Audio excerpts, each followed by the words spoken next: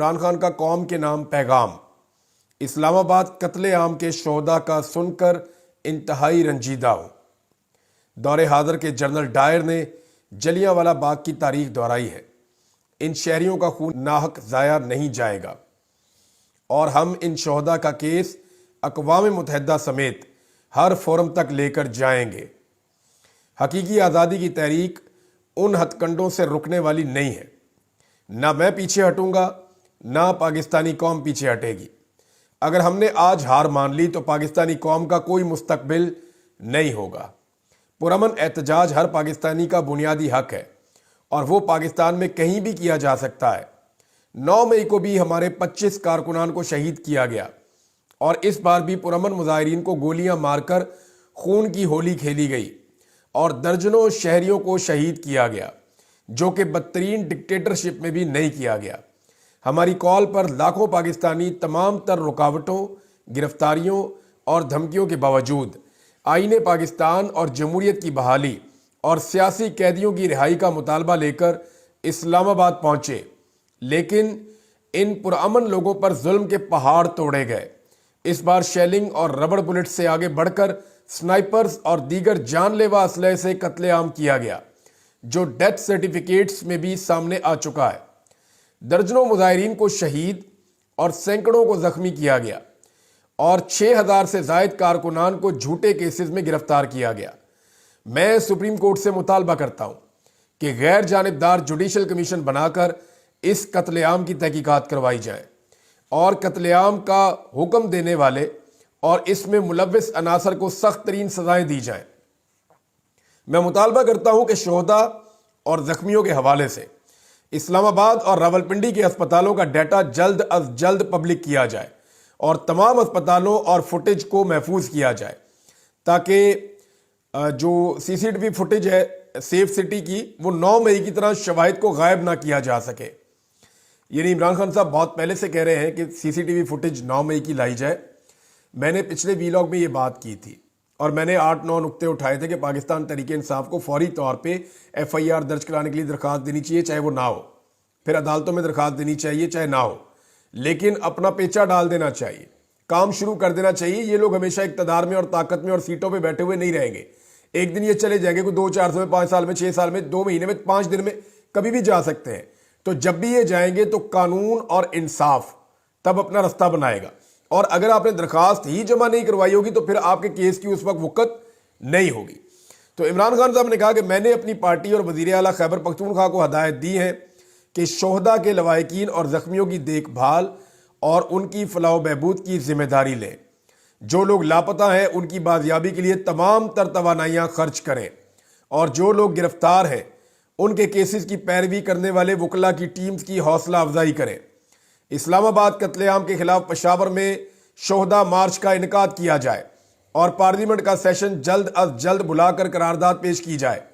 Overseas Pakistani دنیا بھر میں اس قتل عام کے خلاف آواز اٹھائیں اور پاکستان میں جاری ظلم اور بربریت کے حوالے سے پوری دنیا میں آگاہی مہم چلائیں۔ میں اسلام آباد پہنچنے والے لاکھوں پاکستانیوں کو سلام پیش کرتا ہوں۔ علی امین، بشرا بی بی، عمر ایوب، خالد خورشید، عالیہ حمزہ، شاہد خٹک، نوجوان لیڈرز سمیت مارچ کو لیڈ کرنے والے تمام سینئر اور جونیئر پارٹی ممبران اسمبلی اور ٹکٹ ہولڈرز کو سراہتا ہوں۔ بڑی صحیح انفارمیشن ہے عمران خان صاحب کے بعد جیل میں بھی۔ عمران خان صاحب نے کسی رنگ باز کا نام نہیں لیا، انہوں نے ڈائریکٹلی ان لوگوں کا نام لیا جو لوگ واقعی مار کھا کے پہنچ رہے تھے۔ کچھ لوگ مسنگ ہیں، لیکن انہوں نے جن کا نام لیا وہ لوگ واقعی بڑی مشکل کے ساتھ وہ لوگ ڈی چوک تک پہنچے ہیں۔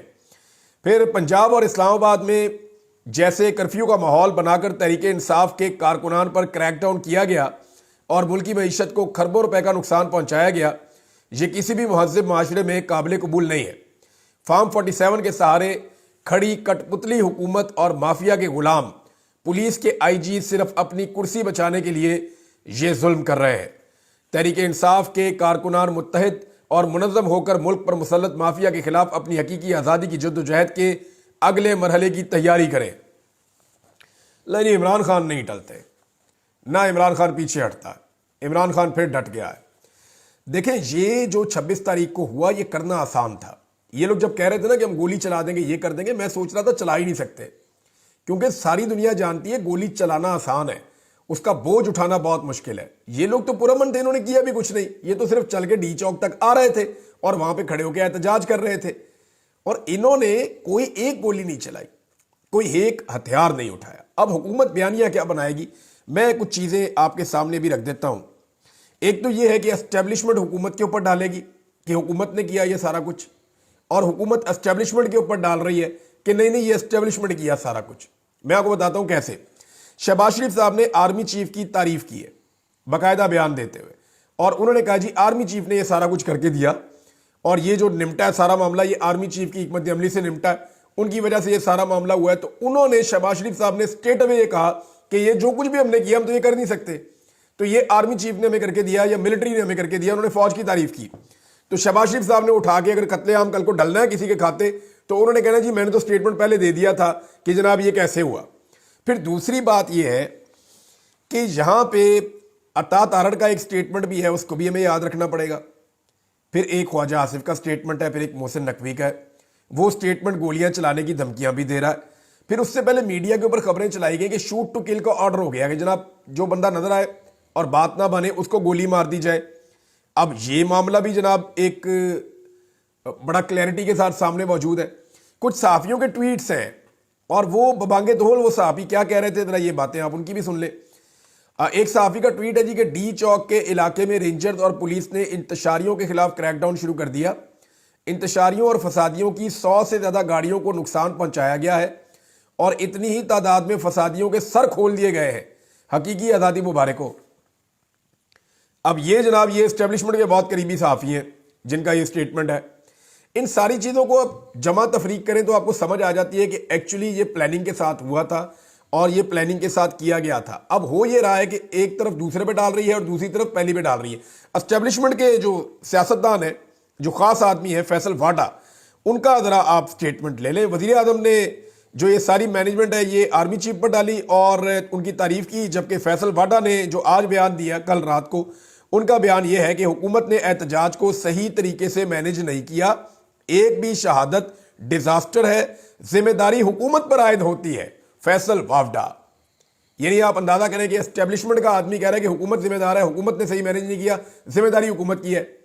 دوسری جانب حکومت کہہ رہی ہے نہیں جی نہیں, یہ تو ہم شاباش دے رہے ہیں اور تعریف کر رہے ہیں اور شکریہ ادا کر رہے ہیں ملٹری کا کہ انہوں نے یہ کر کے دیا ہے.